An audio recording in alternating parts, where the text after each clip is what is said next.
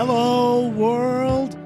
Welcome into the In My Footsteps podcast. I am your host, Christopher Setterlin, coming to you from the vacation destination known as Cape Cod, Massachusetts, and this is episode 47.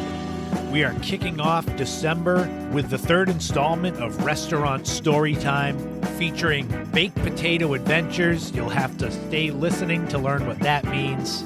We'll take a road trip to Colonial Williamsburg in Virginia. We're going to go way, way back in the day to what it was like when Nintendo's Game Boy came out and how that changed video gaming forever.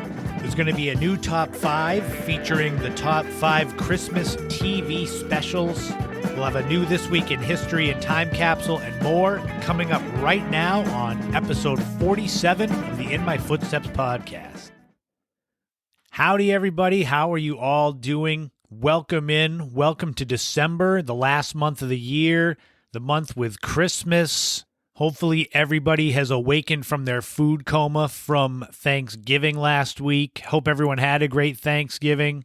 It was a great time to get to see some of the family, not all, but enough that it made it feel special. Some of the siblings, some of my nieces and nephews, my mom and two stepfathers. It was great. It was a great time. And I made sure to enjoy Thanksgiving and not be like a lot of people that already were watching Christmas movies and putting up the Christmas lights outside in the middle of November. Not that I don't love Christmas, I do, but it's something like, come on, enjoy Thanksgiving first. It's like when some of the supermarkets have the Halloween candy up in August. It's like, no, just let us enjoy summer, then Halloween, then Thanksgiving. Just take it easy.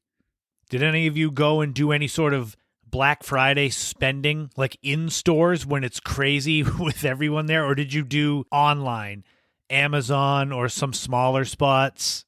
It is both a blessing and a curse, the online shopping craze of the last 20 years. Because the smaller mom and pop places may not have websites that deliver goods to you. But on the other hand, if you wait till the last minute to order something, or if you can't think of a good gift for someone, you've got plenty of time. So it comes back to being that Zennial that I mentioned in a previous episode, that mix of Generation X and Millennial that I fall into, where I'm old enough to remember before there was online shopping and having to go to the stores in the middle of December and the insanity that ensued there. But I'm also still young enough that I can appreciate the online shopping and how easy it has made everything. But even if you have to go to the stores to get things for people and they're out of whatever you're looking at, you can still get gift cards. Remember when they used to have gift certificates, the paper ones, and you could buy like a pack of gum and get actual money change for it? Boy, that was a long time ago. But you can always get gift cards to all these different stores or restaurants. And speaking of restaurants, there's a nice segue right there. We're going to start off episode 47 with part 3 of Restaurant Storytime for some laughs to get this thing started right. So thank you all for tuning in to episode 47. Sit back, relax, and get ready to laugh as we start off December and we start off this episode of the podcast with Restaurant Storytime Part 3 coming up right now. I love Restaurant Storytime. This is one of my favorite segments. It's why I added it to my itinerary of the podcasts. Because in all my years working in the restaurant industry from the early 1990s up until a few years ago, it was in and out, kind of like a revolving door.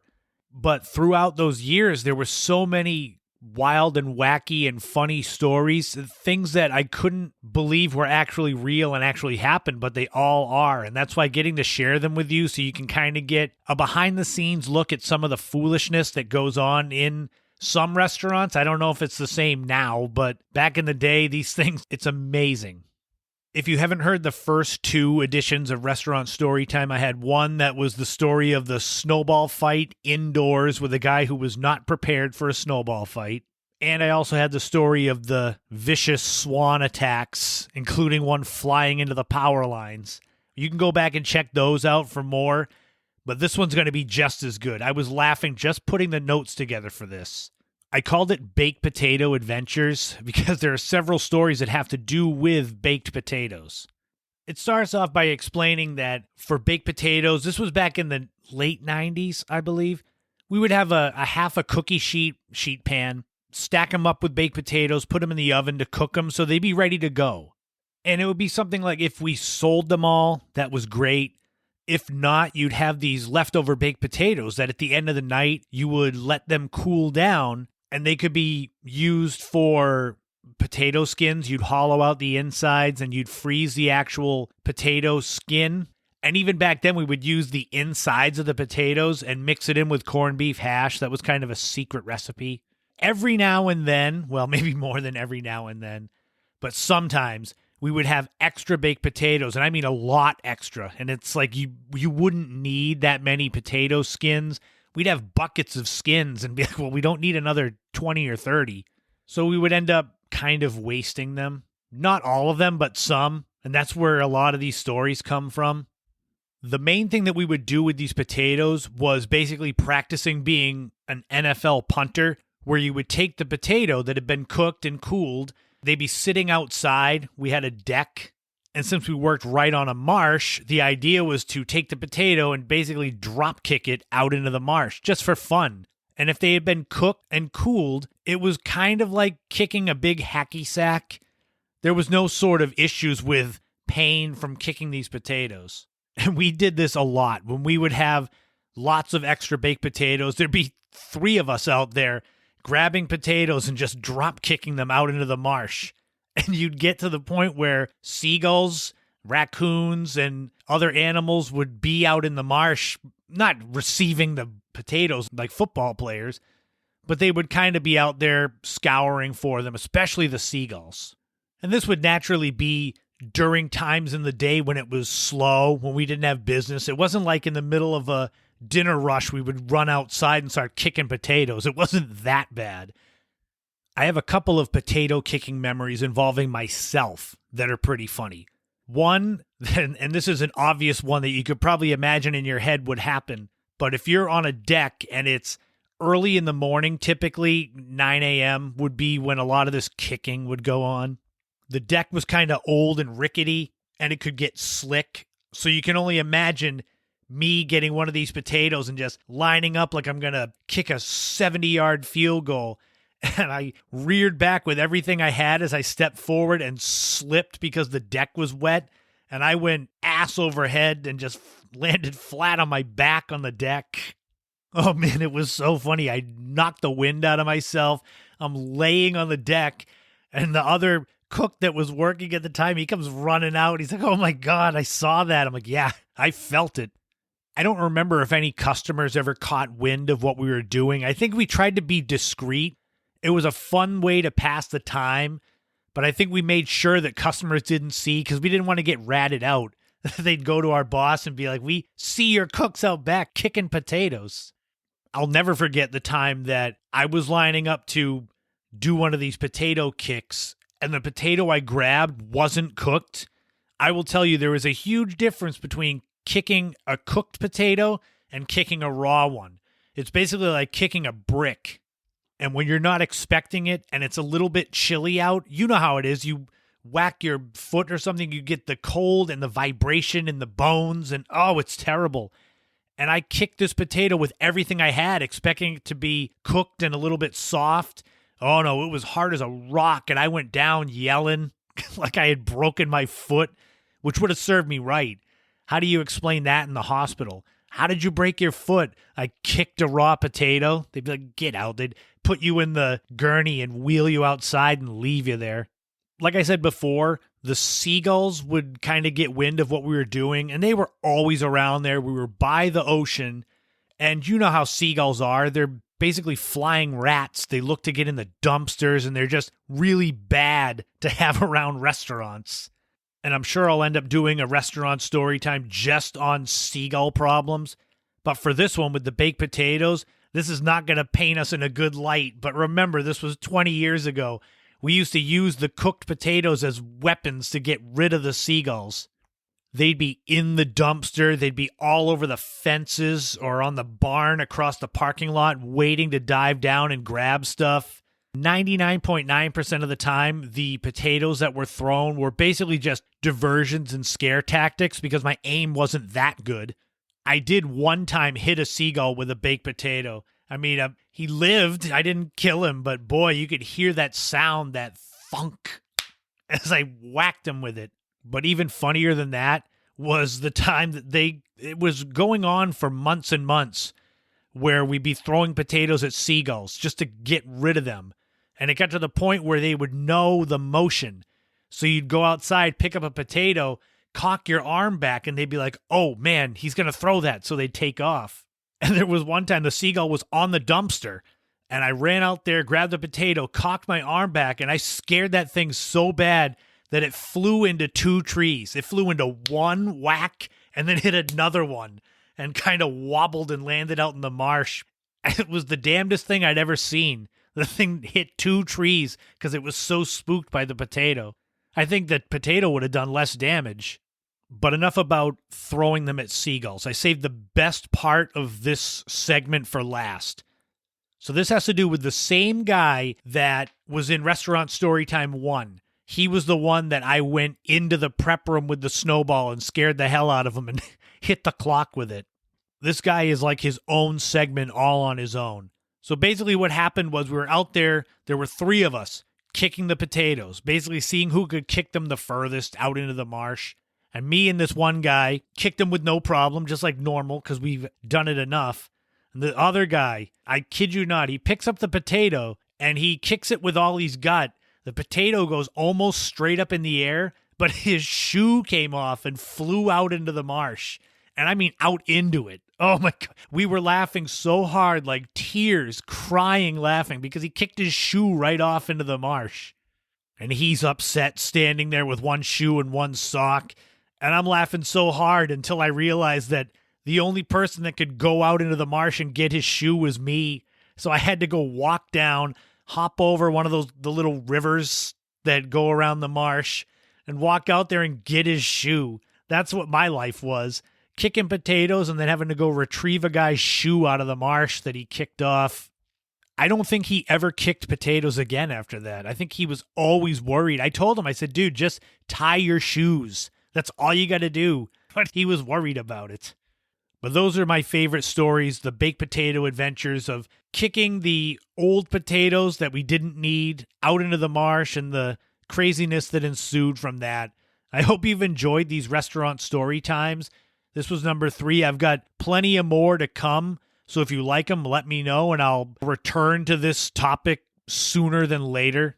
But until the next time, just imagine me kicking a potato and falling on my ass, or the guy kicking his shoe out into the marsh. All true.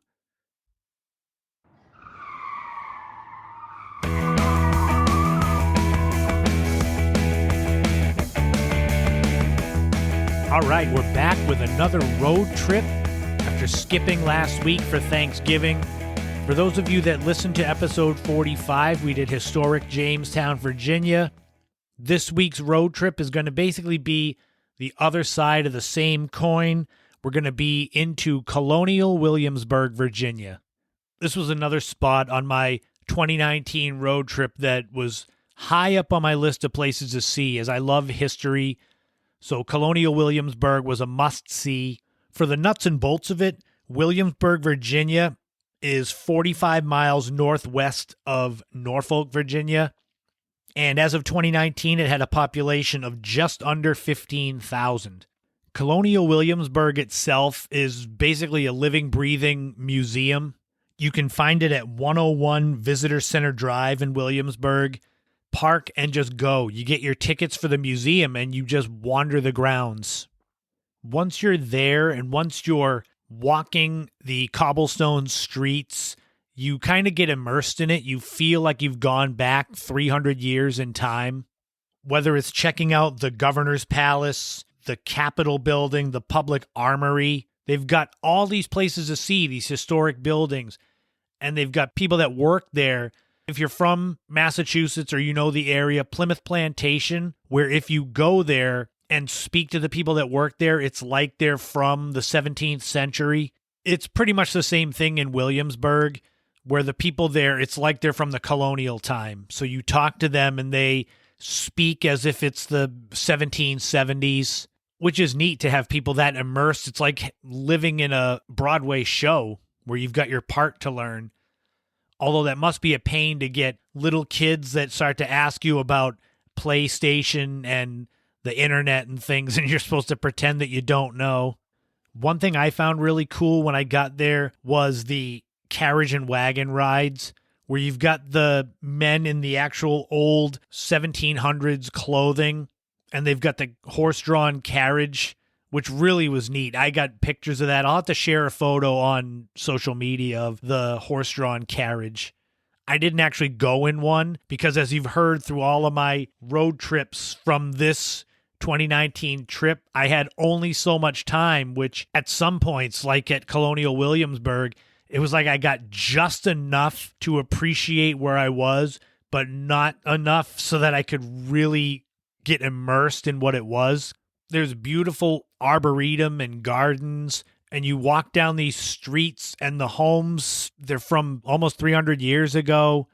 There's constantly tours with the people that work there, so that if you're walking and you have a brochure and you're kind of figuring it out on your own, that's fine. But you also have these opportunities with the people that are experts to explain why Colonial Williamsburg is important and the stories behind a lot of the places that you might not normally check out.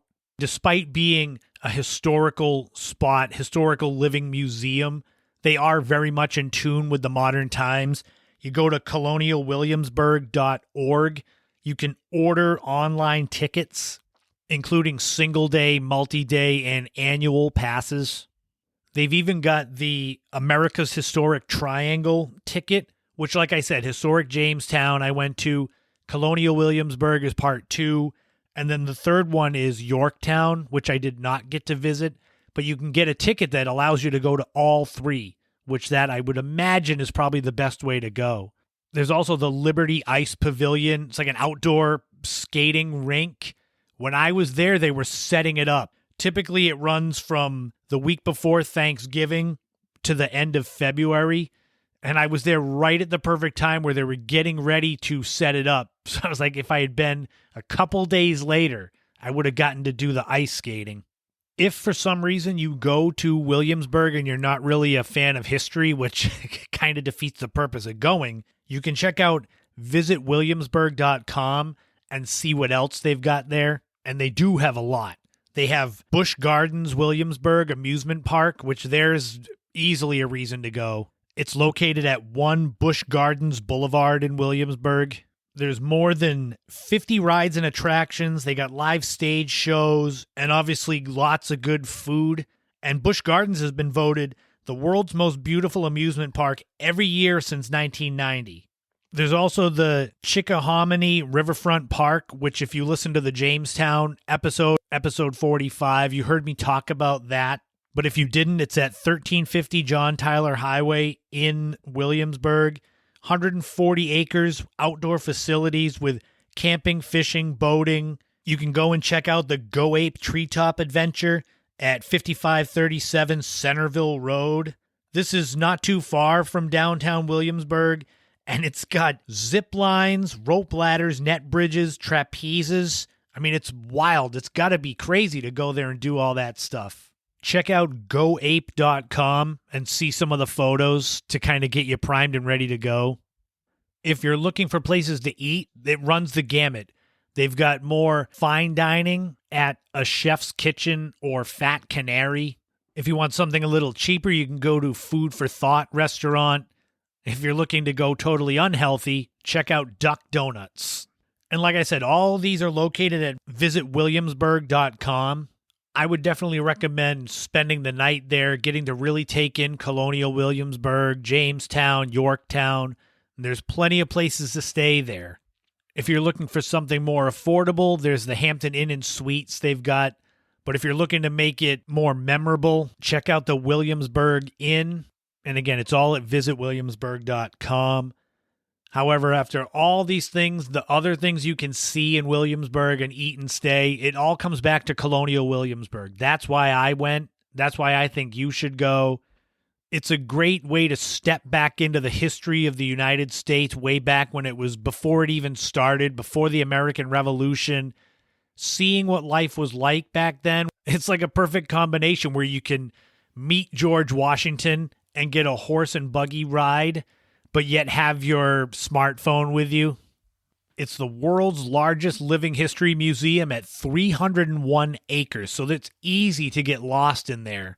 88 of the buildings that you'll see at this museum are originals from the time, and this all began in 1926 with a man named William Archer Rutherford Goodwin. He was a reverend doctor, and he got the backing from John D. Rockefeller to buy these buildings and start to restore them, and that's what you see here today. If you love history, it's going to be just right up your alley, just the perfect place to go and visit. If you don't like history, hey, you'll be outside and you'll get some exercise, but I think you'll like it. Go visit Colonial Williamsburg, check out historic Jamestown, go to Yorktown, grab something to eat, go to Busch Gardens, spend the night there. You can't go wrong. And with the next road trip, I'm going to finally reach the ocean, finally reach the Outer Banks of North Carolina, and we're going to do a nice road trip to the small town of Duck, North Carolina. It was a lot of fun. The Outer Banks are awesome, but Colonial Williamsburg is also awesome. And I hope you've been enjoying going through these spots that I visited 2 years ago as I get to relive one of the best and most fun times of my life. Come back next week for another road trip.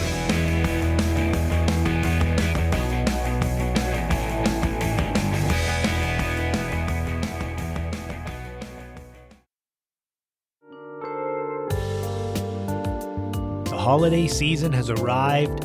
Christmas is right around the corner. It's time to start thinking about buying that perfect gift for the people that you love, the people that are important to you.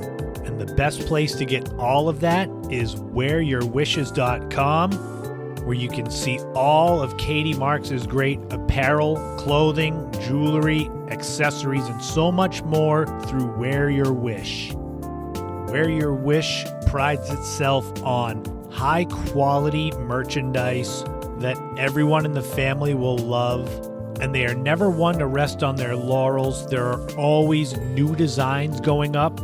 It makes it possible to visit wearyourwishes.com and always find something new that you may not even know they had that you will want and you will buy and you will enjoy. In addition to the typical t-shirts, sweatshirts, hoodies, they have things specific for the holiday season. They have things specific for men, women, children, even dogs. There's a few new pieces of intention jewelry. You need to check that out, the Zen Corner. Free shipping on all orders over $50. And to top it off, a free Blow Me sticker with every purchase. You've got to just see it to understand what it is. You will love it. Katie Marks and Wear Your Wish hopes that you and yours have a great holiday season, and you will if you go to check out wearyourwishes.com right now and find something great for the people that matter most to you this holiday season.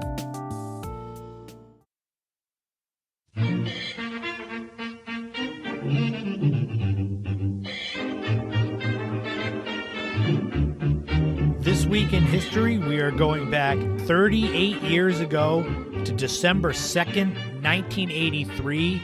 This was the debut of Michael Jackson's Thriller video, and it literally changed the way that people saw music videos, what they did for the sales of albums. This video, it was more than a music video. It was an event. It was a short film. It was over 13 minutes long, and you could actually rent the videotape of the making of the Thriller video. Which, just imagine that. It's different these days, but back then, going to a video store to rent a video about the making of a video. By this point, Michael Jackson's Thriller album was just a juggernaut. It was selling so much, it would go on to become one of the top-selling albums ever, and it had so many hit songs: Billie Jean, Beat It, Wanna Be Startin' Something, Human Nature. Thriller, though, that was the one. It just lent itself to become this short film where Michael Jackson takes his date to the theater. They end up walking home and it's scary, and he turns into Well, he turns into a zombie. Then I don't know, he had yellow eyes like a werewolf. But he had Vincent Price doing a rap in it. If you don't know Vincent Price, he was a very famous 50s and 60s horror movie actor. The video itself that came out in 1983 had a budget of $500,000, which when adjusted for inflation is just under $1.4 million. So it actually wasn't that big of a deal as far as budget goes. There's been videos that have cost several million recently. If you were around at the time and you saw this when it first came out, it's hard to describe to those that are younger how much this changed music and music videos. They had legendary director John Landis directed the video. It kind of created the behind-the-scenes type of documentaries.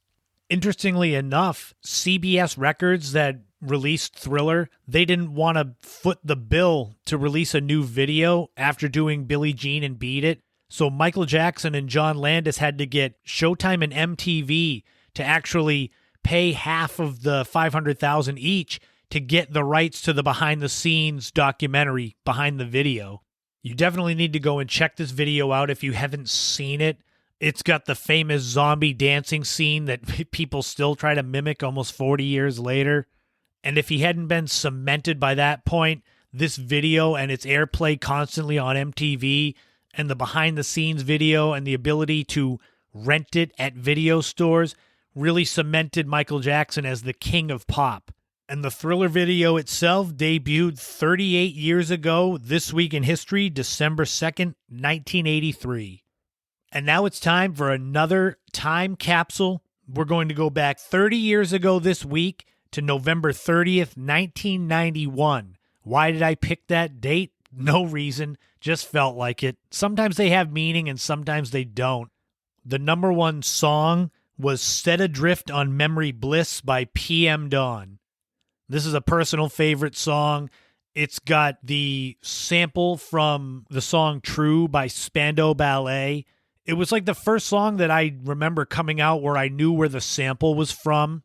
The song was from PM Dawn's debut album, Of the Heart, of the Soul, and of the Cross.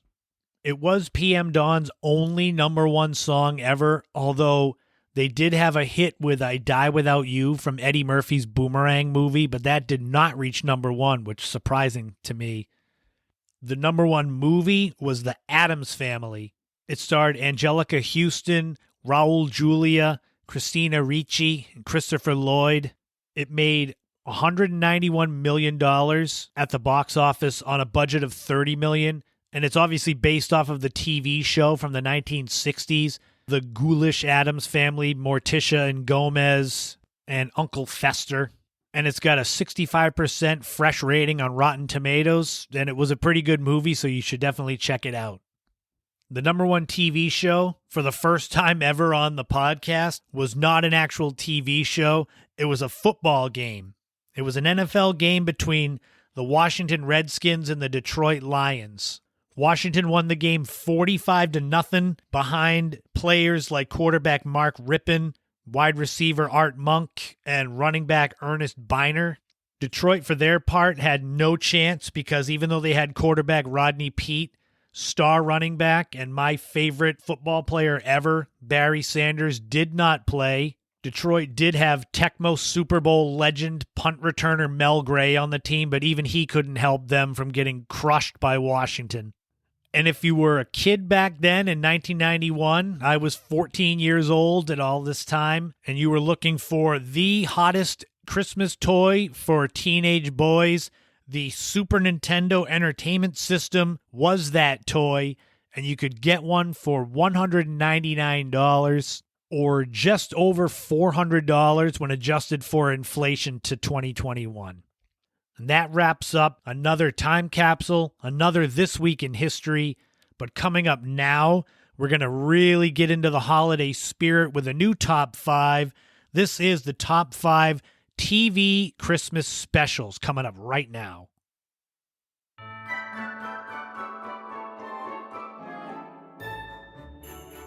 We are kicking off the holiday season in style with this brand new top 5. This is going to be the top 5 Christmas TV specials.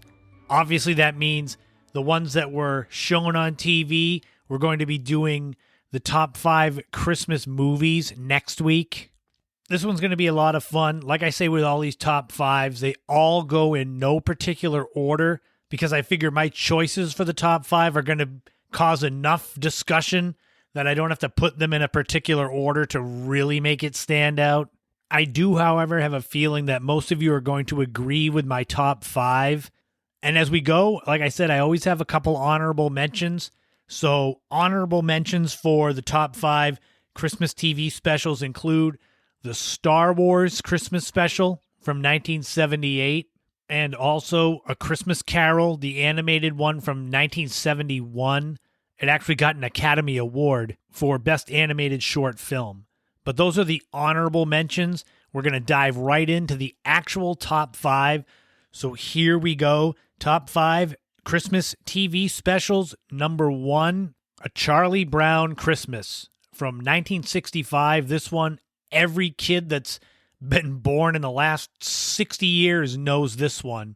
It's Charlie Brown trying to find the meaning of Christmas, how it's become too commercial. It's where Linus gives the speech about Christmas, and it's got the tree. Charlie Brown gets the tree that's got no needles and anything. It looks just terrible. It's got the famous Christmas Time Is Here song that when you hear it, when I hear it, I go right back to being 7, 8 years old and seeing it for the first time. And they're doing the Christmas play, and there's that famous piano song from Vincent Guaraldi. It's just one of those all-time classics.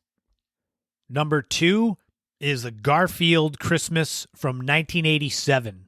This, because I'm a huge Garfield fan, have been since I was a kid. This naturally was going to make my top 5. This centers around Garfield and Odie going with John Arbuckle to the Arbuckle farm to spend Christmas with the family. The parents read the Binky the Clown Who Saved Christmas book. And of course, Garfield just wants to eat, but in the end, he finds these old love letters from the grandfather to the grandmother and gives them to her. And it's just this nice, warm moment. And it's one where Garfield actually is really soft-hearted because he's usually just so mean and just a pain in the ass, but Odie makes him the homemade back scratcher, and it's one of those where you get to see the other side of Garfield. That's another great one that as soon as I watch it, I go back to when it came out and I was 10 years old. Number 3 is The Grinch Who Stole Christmas from 1966. This one needs little explanation. Again, to anyone who's been born in the last 60 years, you know the story of the Grinch and the Who's from Whoville and Cindy Lou Who. The book was written by Dr. Seuss. It has famed horror movie actor Boris Karloff as the voice of the Grinch. It's got famed voice actress June Foray as Cindy Lou Who. And it's interesting because it was directed by Chuck Jones of Looney Tunes fame, and so despite it being Dr. Seuss, it does have a little bit of that Looney Tunes vibe to it. Who can forget the scene of the Grinch going into all the houses and stealing all of the presents, that giant sack on his sleigh, with Max the dog towing it with just the one piece of wood as an antler? If you haven't seen this Christmas TV special, I don't know where you've been, but you should go check it out right now. Number 4 is Rudolph the Red-Nosed Reindeer from 1964. This is one of the originals as far as Christmas TV specials go. It was stop-motion animation, which is definitely a lost art that was used a lot in the earlier part of the 20th century. It's got Burl Ives as the snowman, who is the narrator who sings all the songs. And it's got the Abominable Snowman and Yukon Cornelius and the Island of Misfit Toys. All the other reindeers are kind of jerks to Rudolph because of his shiny red nose. But then during the big storm, Rudolph is the one who leads the sleigh and saves Christmas. It is a classic in every sense of the word, and another one you got to go out of your way to find. And finally, number 5 on the list of top 5 Christmas TV specials, remember, in no particular order, number 5 is Frosty the Snowman from 1969. This one's an animated special. It's got Jimmy Durante, the legendary actor, in his last role as the narrator. and it centers around the magical hat of Professor Hinkle, who's an inept magician, and the hat gets put on Frosty the Snowman's head by all of the kids, and he comes to life. And as the temperature starts to rise and Frosty fears he's going to melt, they decide to go to the North Pole to bring him there to be safe. It's got the famous Frosty the Snowman song. All 5 of these are just, you need to see them every holiday season or else it doesn't feel complete, at least in my opinion. But that's the top 5. Have you watched these? I would be shocked if you hadn't. Charlie Brown Christmas, Garfield Christmas, The Grinch Who Stole Christmas, Rudolph the Red-Nosed Reindeer, and Frosty the Snowman. Those were my top 5 Christmas TV specials. I'll be back next week with another top 5, and this one will be the companion piece, the top 5 Christmas movies.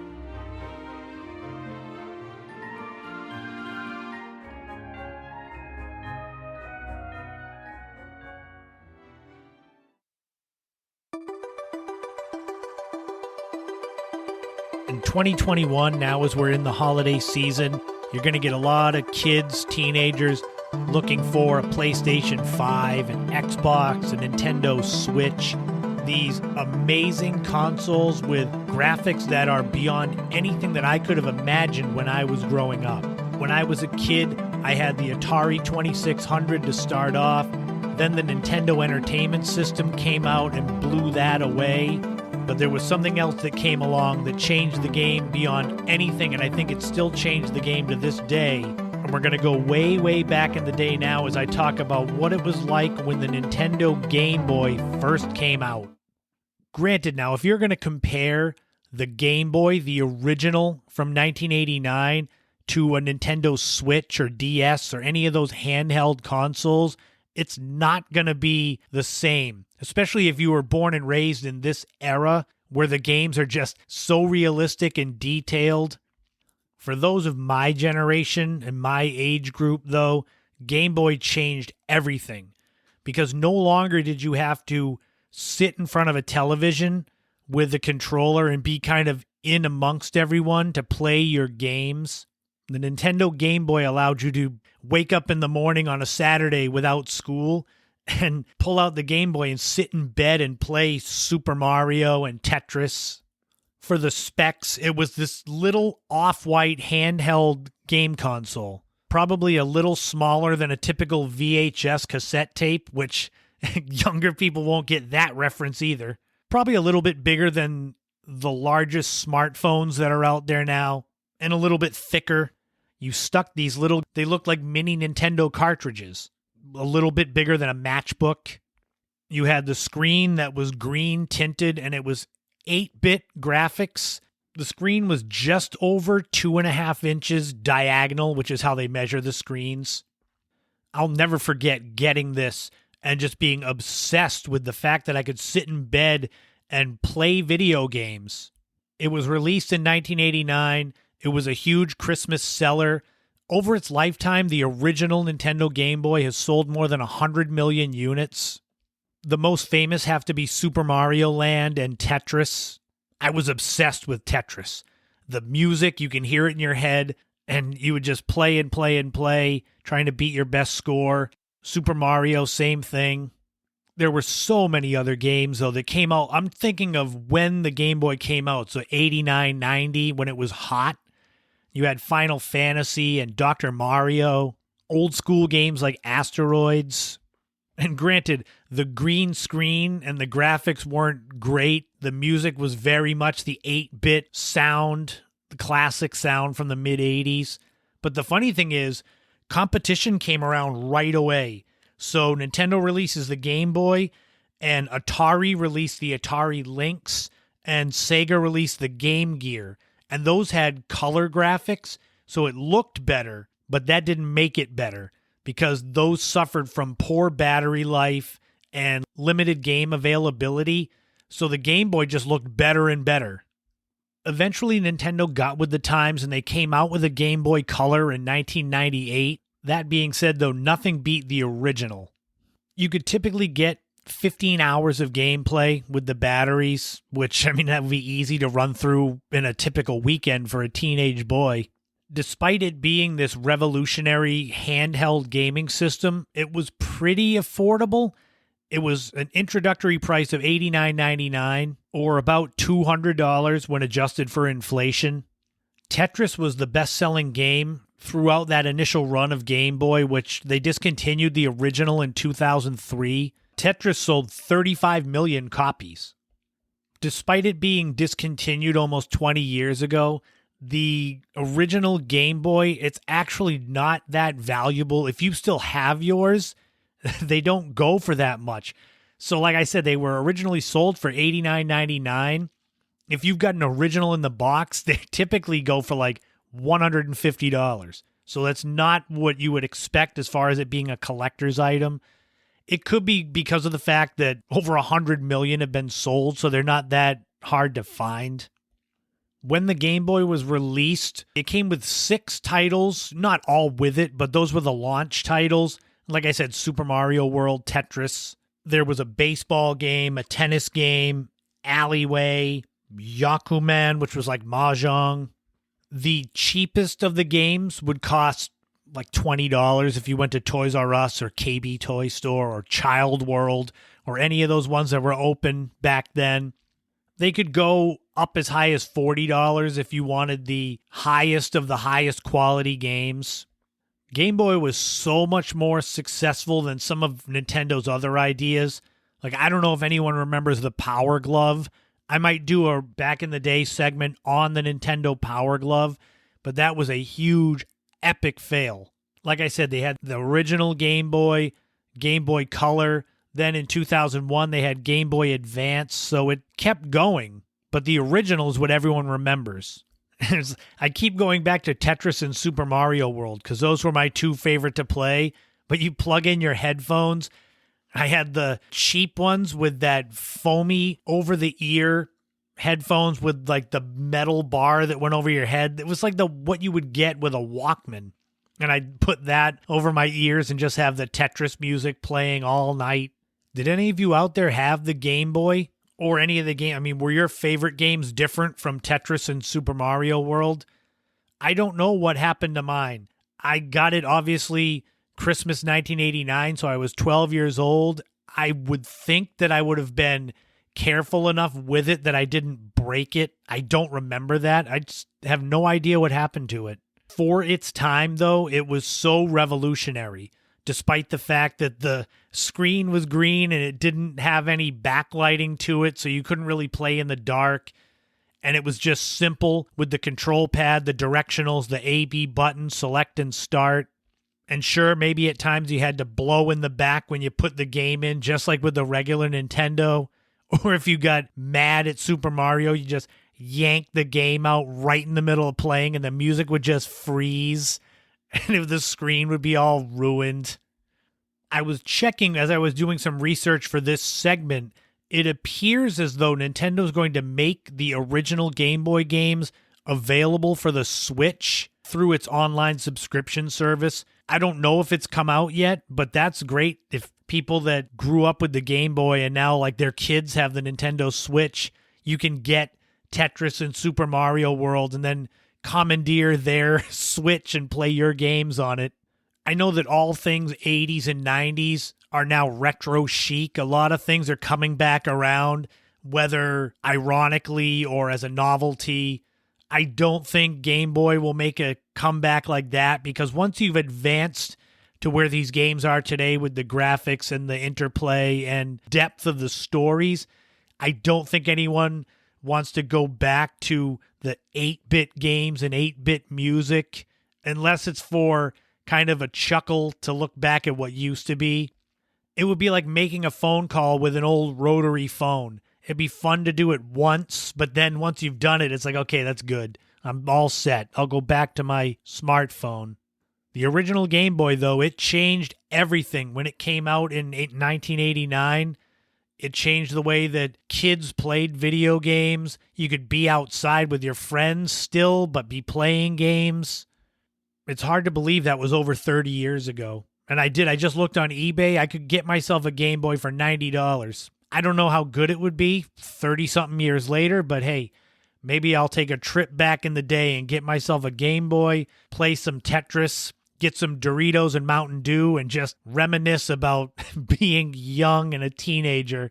But I'm sure I'll be back around in episode 48 with another trip back in the day, remembering the good old days now that I'm old enough to be able to say that.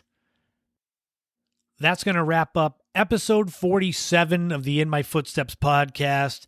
I thank you all so much for tuning in and for hopefully you enjoy it and sharing it, telling other people to check it out. I have a lot of fun picking out topics, researching them, recording this and sharing it, and then seeing what people think of it. It's a lot of fun. I love the creativity, the creative outlet. It's something I need and I strive for. And I've told a lot of people, I'll say it again, any of you out there, you could all do your own podcast. Everybody has something they're passionate about and knowledgeable about. It's just a matter of sitting down and putting it together, the kernel of the idea, and letting it grow. But you all could do it. Tune in every Friday at 8 p.m. on Instagram, where I do my Without a Map live stream. We talk about the podcast. I try to go a little more in depth. I try to interact with any of you that come into the chat because it's a lot of fun. That's the way that you build an audience and interact with people that enjoy your work. Live streams are amazing for that. Visit my website, ChristopherSetterland.com. It's got links to all of my books, either through Schiffer Publishing, Arcadia Publishing, or Amazon.com. They're also in local Cape Cod bookstores.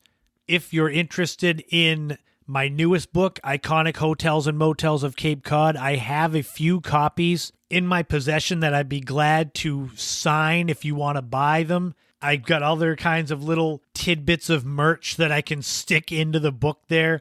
Shoot me a message on any form of social media, well, especially Instagram, that's the easiest one, or email me, ChristopherSetterland@gmail.com. I'm going to put a blast out on social media to see if anyone's interested.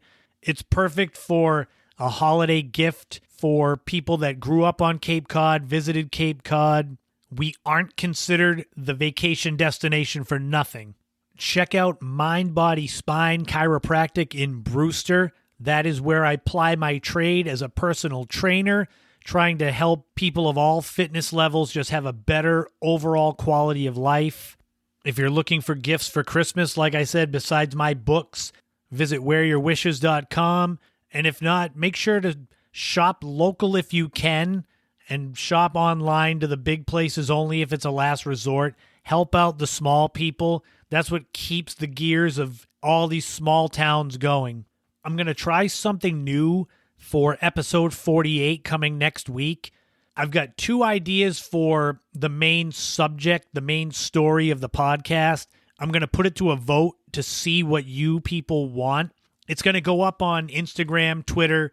They both have to do with snow. I thought this was too funny to pass up. So it's December, it's Christmas time, you think of snow. There's 2 different subjects. You can either pick Edward Rowe Snow, who was known as the Flying Santa, or you can pick Edwin Ray Snow, who was a murderer.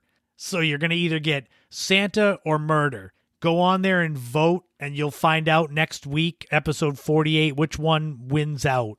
And like I said, there'll be a new road trip to Duck, North Carolina, a new top 5 that'll be the Christmas movies. We'll go back in the day again. We'll have a new This Week in History and Time capsule. All that coming up next week on episode 48 of the podcast. I wanted to wish a special happy birthday to my nephew, Lucas, who turned 10 years old December 1st. I can't believe he's 10 already. That night you were born was wild, with all of us waiting for your mom to have you. There's still so many photos. I can remember that night like it was yesterday. And the funniest thing I remember about that night that Lucas was born was when I got out to my car, I said, whatever song comes on my iPod first is going to be the one that I always associate with him. And it was funny because the song that came on was Hot Fun in the Summertime by Sly and the Family Stone, December the 1st. And it's too bad because ironically, the next song was We All Go Back to Where We Belong, a song by REM that really fit the mood more. But oh well, it's funny, and I always love telling that story. So happy birthday, Lucas. I'm sure I will see you or have seen you by the time you hear this or your mom plays it for you. So happy birthday from your crazy uncle. And as the holiday season kicks into high gear, make sure to check in with those you care about, friends, family. This is the time of year. It can be the best time of year for a lot of people, but it can also be a time of sadness, depression if you're not around those you care about, or if you're living more of a lonely life. Just lean into your own happiness for your mental health. I've been having a blast going through my old videotapes and editing old skits I made in high school. That brings me joy. Editing old photos to send to family members. Just fun things that make you happy. Whatever it is, who cares if you've got to explain it to anyone? If it makes you happy and it's not hurting anyone, lean into that. That's what's most important. And remember, in this life, don't walk in anyone else's footsteps. Create your own path and enjoy every moment you can on this journey, because you never know when the next sunset will be the last sunset. It's better to live big and live happy than live small and have a lot of regrets when you get older. But have a great weekend. Have a great week. Tune in next week for episode 48. Tune in to the live stream. And I will talk to you all again soon.